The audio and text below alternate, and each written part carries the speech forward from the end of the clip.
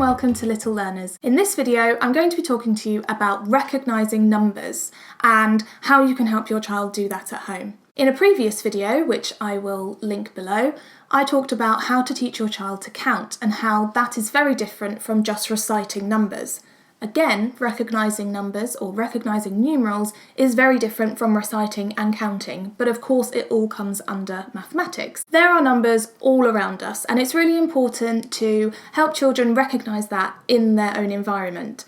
At this level of learning, we want all education to be relevant to the child. So things like recognising the number on your front door or the number of the bus you get on in the morning, those things are fantastic opportunities for learning. But I've got some other ideas that you can do if you're trying to think of something you can do with your children during the summer holidays, for example, or just something you can do as a little bit extra at home. Now, obviously, children need the opportunity to see numbers, so it would be great if you could have some kind of wall chart. They're really easy to make, or you can buy them really cheaply from Amazon or places like WH Smith. This video is not sponsored. And it's great because then they just get to see them every day. At the age children are in reception, they learn so much through play. So it's brilliant if you can fit numerals into their regular play. One thing I really love to do is to put a washing line up.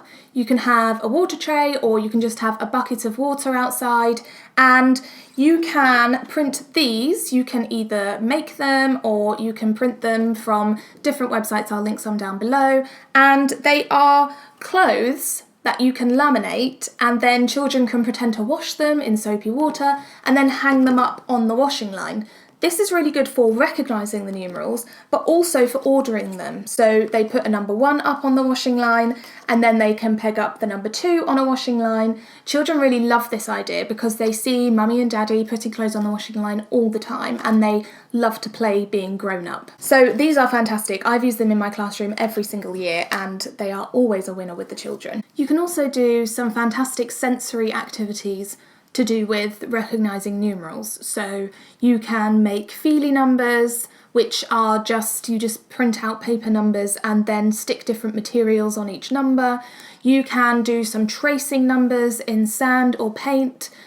The possibilities really are endless. So there's lots of fun things you can do to help your child recognise their numerals. You can then move on to matching numerals to quantities. So for example, in my classroom I used to have these little gems, hopefully you can see those.